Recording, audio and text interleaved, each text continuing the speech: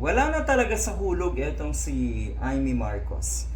Hindi na pwedeng tawaging senator yung mga ganito eh. Kasi tila ba inaakusahan niya ang sarili niya. Sinisira niya ang institution, sinisira niya ang Senado sa kanyang mga pahayag.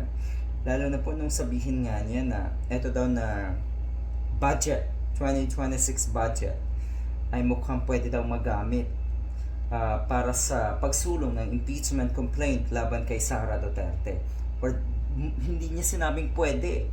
Ang sinabi niya ay eto'y may kaugnayan. Nililink niya agad-agad yung budget or yung 2026 budget.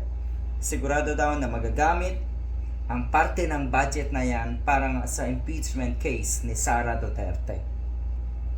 Kaya dapat lang nasupalpalin siya ng mga katulad ni Senator Tito Soto.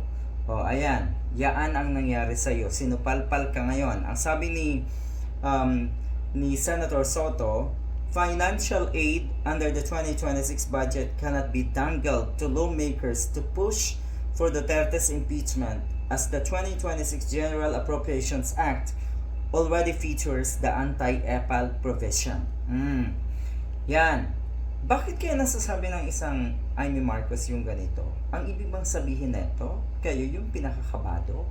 Kayo yung pinaka-aligaga ngayon at natataranta dahil malapit na naman ang February, malapit na ang oras para posibleng sampahan na naman ng impeachment complaint si Sara Duterte. At alam mo, Senator Amy Marcos, sa sarili mo na hindi na yan, hindi nyo na kayang barahin, hindi nyo na kayang pigilan diyan sa Senado. Dahil kung titignan natin, ang numero nyo ay lalong nababawasan. Paano kung maaresto pa si Bato at si Bongo bago mag-February? At paano kung ang ilan pa ay makulong katulad ni Joel Villanueva, Chis Escudero, ay talagang wala na kayo. Ngayon pa nga lang, ramdam nyo na kayo ay kokonti na. Ramdam nyo na kayo ay wala ng lakas.